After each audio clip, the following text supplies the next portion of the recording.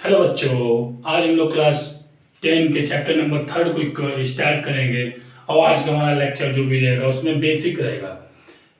Basic concept के बारे में चर्चा होगी और उसमें जितने भी फॉर्मूला है, कंडीशन है, कौन सा पैरेलल लाइन के लिए कंडीशन है, कौन सा इनफाइनाइट मैनी सॉल्यूशन के लिए कंडीशन है, कौन सा नो सॉल्यूशन के लिए कंडीशन है, ग्राफिकली क्या होते हैं, कौन लाइन इंटरसेक्ट करेंगी, कौन लाइन पैरेलल लाइन होंगी, कौन लाइन कोइंसिडेंट लाइन होंगी, क्या कंसिस्टेंट होगा, क्या इनकंसिस्टेंट होगा, इसके बारे में आज हम लोग लेक्चर में स्टडी करेंगे। आइए हम लोग चैप्टर को शुरू करते हैं। Linear equation in two variable. Chapter का नेम है linear equation in two variable.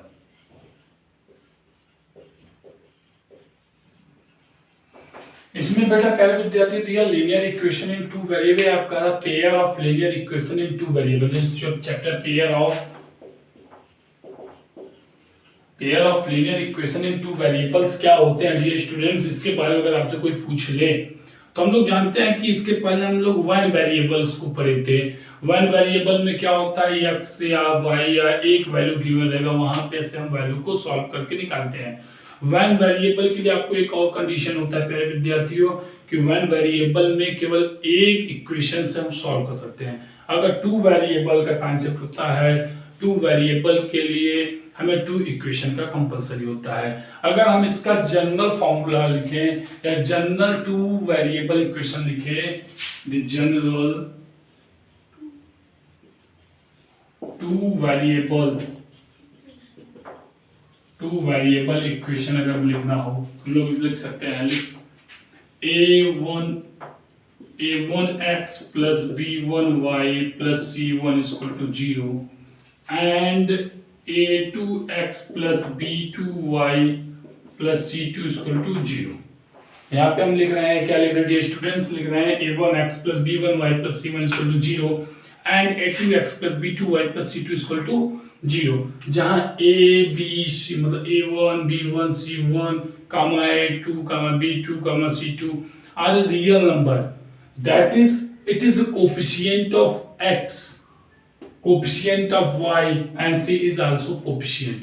पहले विद्यार्थी यहाँ पे हमने दो इक्वेशन लिख लिया है, a1x plus b1y plus c1 is equal to 0 and a2x plus b2y plus c2 is equal to 0 हमने राइट किया है।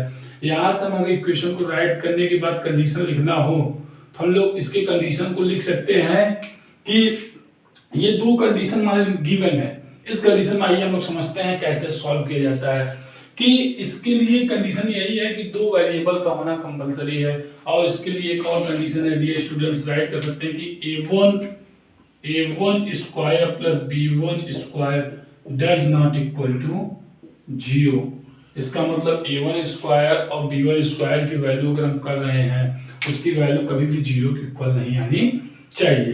तो ये तुम्हारा जनरल हुआ, कंडीशन हुआ। अब इस कंडीशन से टू वेरिएबल में तीन कॉन्सेप्ट प्यारे विद्यार्थियों निकल के आता है। पहला निकल के आता है प्यारे विद्यार्थियों की वह लाइन, अगर दो लाइन है तो दोनों लाइन पैरेलल हो सकती हैं। इसमें तीन कंडीशन प्यारे विद्यार्थियों निकल के आता है। There are three condition.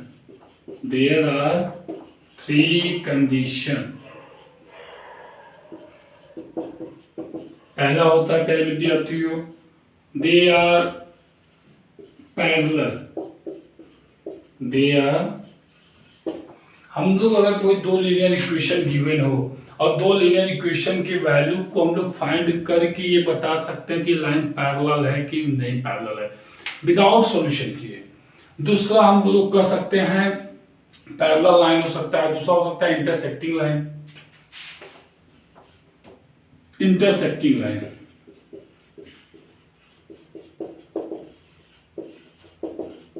और तीसरा प्यारे विद्यार्थी लिख सकते हैं कोइंसिडेंट लाइन। प्यारे विद्यार्थी यहाँ से हम लोग तीन कंडीशन लिख सकते हैं। कोई भी लीनियर इक्वेशन दिया होगा तो उस लीनियर इक्वेशन की तीन कंडीशन हो सकते हैं। फर्स्ट कंडीशन हो सकता है दे आर पैरेलल, दो लाइन पैरेलल हो। जैसे इसका हम ग्राफ अगर करें तो ये लाइन और ये लाइन दोनों हम पैरेलल मान लें, ये लाइन और ये लाइन। पैरेलल लाइन क्या होते हैं कि जिनके बीच का ये डिस्टेंस ये डिस्टेंस ऑलवेज सेम होगा और they never intersect to each other. अगर दो लाइन पैरेलल लाइन कहलाएंगे, पैरेलल लाइन की कंडीशन क्या होता है हम लोग लिखेंगे, अगर दो लाइन पैरेलल लाइन है तो ये they never intersect to each other. दूसरा होता है बेटा इंटरसेक्टिंग लाइन। इंटरसेक्टिंग लाइन क्या होता है डियर स्टूडेंट्स, अगर दो लाइन आपस में क्रॉस कर रही हैं, ये लाइन और ये लाइन क्या कहलाएंगे, इंटरसेक्टिंग लाइन। एक लाइन ये है और एक लाइन ये है, तो जिस पॉइंट में इंटरसेक्ट कर रहा है ये इंटरसेक्टिंग लाइन कहलाता है। और कोइंसिडेंट लाइन क्या होता है, अगर आपसे कोई कहते तो हम हिंदी में कहते हैं संपाती। कोइंसिडेंट के जैसे मैंने दो मार्कर लिया पहले विद्यार्थियों, एक मार्कर के ऊपर दूसरा मार्कर अगर मैं ऐसे इसके ऊपर पुट कर दूं तो ये लाइन कोइंसिडेंट हुआ। इसका मतलब अगर मैं ऊपर से देखूंगा तो मुझे केवल एक लाइन रियलाइज होगा, या नीचे से ऐसे उल्टा करूंगा तो केवल एक लाइन। अगर दो लाइन कोइंसिडेंट हैं तो एक लाइन के ऊपर इसे हमने माना ये पहली लाइन है और पहली लाइन के ऊपर हमने एक और लाइन मर्ज कर दिया उसके ऊपर, तो ये लाइन क्या कहलाएंगी, ऐसे लाइन हम लोग क्या कहते हैं प्यारे विद्यार्थियों, कोइंसिडेंट लाइन कहते हैं। आइए इसका ग्राफिकल और अलजेब्रिक मेथड समझते हैं प्यारे विद्यार्थियों। कहाँ पे इनफाइनाइट मैनी सॉल्यूशन होगा, कहाँ यूनिक सॉल्यूशन होगा और कहाँ पे नो सॉल्यूशन होगा, कहाँ पे लाइन पैरेलल होंगी, कहाँ पे लाइन इंटरसेक्टिंग करेंगी। आइए इसका स्टूडेंट्स हमारा नेक्स्ट टॉपिक आ चुका है, graphical method of solution of a pair of linear equation. कोई लीनियर इक्वेशन और ग्राफिकल पेयर से हम लोग समझते हैं। तो हम लोग जानते हैं लीनियर इक्वेशन टू वेरिएबल अगर फॉर्मूला लिख लें, a1x plus b1y plus c1 is equal to 0 and a2x plus b2y plus c2 is equal to 0। ये पहले विद्यार्थी दो लीनियर इक्वेशन दिया है। अब ये कब हमारा इंटरसेक्ट करेगा, जहां अगर हम यहाँ पे देख लें a1 b1 c1 a2 b2 c2, तो यहां से अगर पहले विद्यार्थी कंडीशन फर्स्ट कंडीशन if यदि a1 upon a2 does not equal to b1 upon b2। पहले विद्यार्थियों मेरे कहने का मतलब है यदि a1 upon a2 does not equal to b1 upon b2 then they are intersecting line। अगर इसका ग्राफिकली समझेंगे, ग्राफिकली अभी हम लोग समझाते हैं प्यारे विद्यार्थियों कहाँ से, ग्राफिकली और एल्जेब्रिक। अगर ग्राफिकली कॉन्सेप्ट समझेंगे तो a1 upon a2 does not equal to b1 upon b2 अगर आएगा तो ये इक्वेशन क्या कहलाएंगे, इंटरसेक्टिंग लाइन कहलाएंगे। ग्राफिकली क्या होगा, इंटरसेक्टिंग लाइन, वो इंटरसेक्टिंग लाइन होगा। और एल्जेब्रिक इसका कॉन्सेप्ट आता है पहले विद्यार्थियों, एल्जेब्रिक आता है कि इसका यूनिक सॉल्यूशन होगा, यूनिक सॉल्यूशन मतलब होता है केवल इसका एक सॉल्यूशन होगा। जैसे आइए हम लोग एग्जांपल इसका समझ लेते हैं। जैसे मैंने दे दिया 2x plus 5y plus 7 is equal to 0, 3x plus 9y plus 14 is equal to 0। अगर यहाँ से हम लोग कॉन्सेप्ट इसका समझें तो आइए पहले विद्यार्थी हम लोग इसका एग्जांपल देखते हैं। 2x plus 5y plus 7 is equal to 0, 3x plus 9y plus 14 is equal to 0।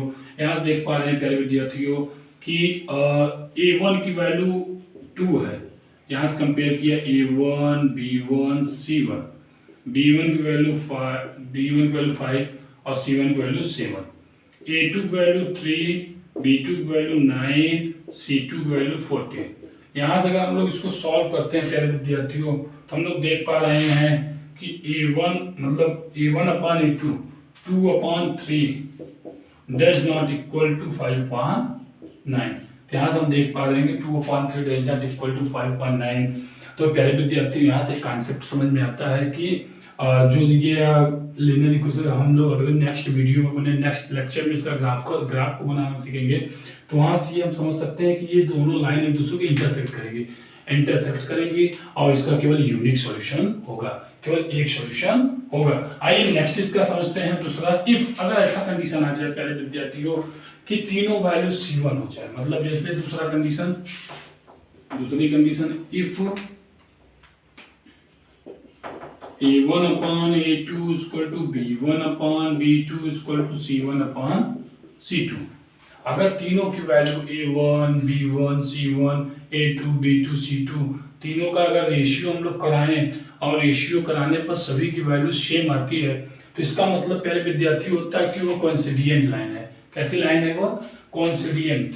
तो ये इसका ग्राफिकली मेथड होगा कोइंसिडेंट लाइन। कोइंसिडेंट लाइंस क्या होते हैं? अभी मैंने बताया एक दूसरे के ऊपर सुपर इम्पोज कर लेंगे। और अलजेब्रा मेथड अगर इसका कॉन्सेप्ट समझते हैं प्यारे विद्यार्थियों तो ये अलजेब्रा मेथड्स होता है इनफाइनाइटली मेनी सॉल्यूशन। इसका प्यारे विद्यार्थियों हम लोग का नेक्स्ट टॉपिक में हम लोग देखेंगे कैसे इसका क्वेश्चन। जैसे मैं एक क्वेश्चन ले लेता हूँ आपको समझाने के लिए। 2x + 5y = 6 हो जाए और 4x + 10y = 12 हो जाए। अगर यहाँ हम कंपेयर करेंगे प्यारे विद्यार्थियों तो a1/a2 मतलब 2/4 = 5/10 = 6/12। तीनों का वैल्यू को जो सॉल्व करते हैं 1/2 आता है। तो यहाँ से हम लोग इसको कहते हैं क्या हो जाएगा ये बेटा coincident line infinite many solution. अब इसका थर्ड टॉपिक अगर देखना हो तो हम थर्ड टॉपिक को देखते हैं।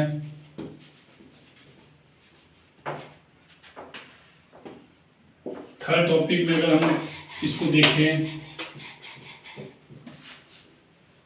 थर्ड टॉपिक में if a1/a2 = b1/b2 does not equal to c1/c2।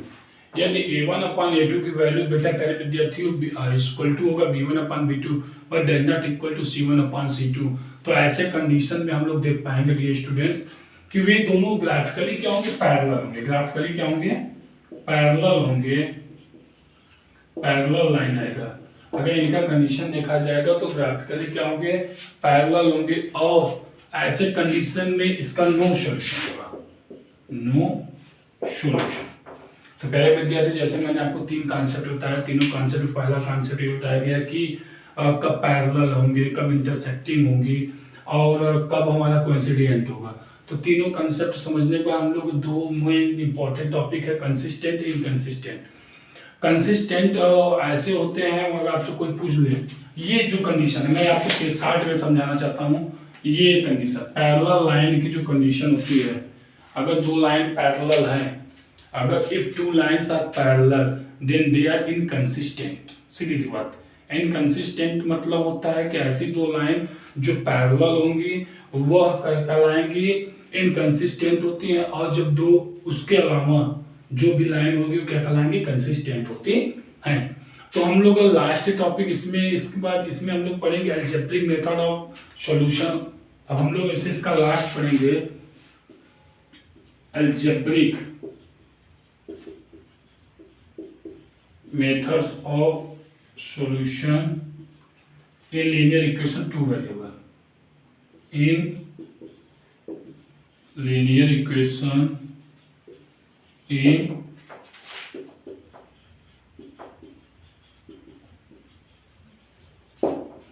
Linear equation two variable को हम लोग सॉल्यूशन करना देखेंगे पहले विद्यार्थियों। तो इसमें केवल तीन कंडीशन होता है। पहला होता है सब्स्टिट्यूशन मेथड। क्या होता है? Substitution method. Substitution method. दूसरा होता है एलिमिनेशन मेथड।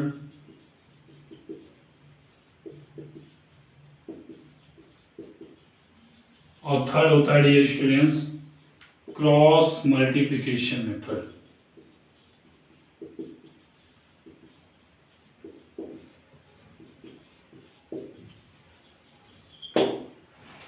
तो लीनियर इक्वेशन टू वेरिएबल में प्यारे विद्यार्थियों ये देखते हैं कि इसमें अलजेब्रिक को सॉल्यूशन को सॉल्व करने का तीन मेथड आपको सिखाया जाएगा हमारे अगले वीडियो, नेक्स्ट वीडियो में।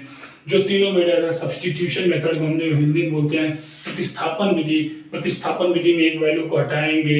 और दूसरा है एलिमिनेशन मेथड और क्रॉस मल्टीप्लिकेशन मेथड। ये तीन मेथड और ये तीन कंडीशंस हमारे पूरा वीडियो पूरा हम लोग सॉल्व करेंगे। तो अगर हमारी ये video please like share and subscribe करें और हमारे आने वाले हमारे चैनल को सब्सक्राइब कर लें। जैसे हम जो डेली अपने चैप्टर क्लास 10 का ये सीरीज शुरू किए हैं चैप्टर वाइज, उसको आप लोग देखिए। अगर आपको कहीं डाउट्स है तो कल से हमारा एक्सरसाइज 3.1 स्टार्ट होगा। तब तक के लिए जय हिंद, जय भारत।